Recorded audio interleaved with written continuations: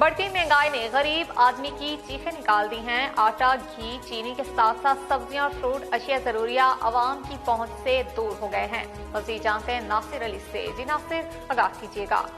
بالکل، بڑھتی ہوئی مہنگائی نے غریب آدمی کی چیخیں نکال دی ہیں۔ گھی، آٹا اور اس کے ساتھ ساتھ فروٹ، پھل، سبزیاں اور اشیاء خوردنوش غریب آدمی کی پہنچ سے دور ہوتی جا رہی ہیں، اور اوپر سے پیٹرولیم مصنوعات کی قیمتیں بڑھا کر حکومت نے غریب عوام کو نئے سال کا نیا تحفہ دیا ہے۔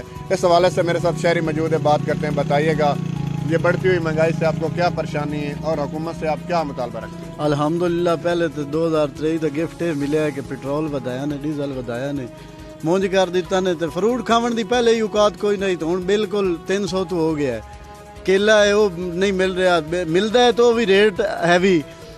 مالٹا ہے تو 300 تو درجن ہے، سیب ہے 350 تو کلو ہے، اس تو بعد گوشت ہے وہ بھی کھاون دی کوئی اوقات نہیں، تے سبزیاں تے پہلے ہر چیز نو اگ لگی۔ تے ساڈی نویں حکومت نو اپیل ہے، مہربانی کریں کہ سان اتنا ذلیل نہ کریں کہ اسی اپنے آپ نال کچھ کریے، ٹھیک ہے نا؟ ساڈے حال تے رحم کریں۔ نویں حکومت نو اپیل ہے کہ اگلیاں تے جڑا کرنا ہی کر چھڈیا، تسی ساڈے تے رحم کرو، مہربانی تہاڈی۔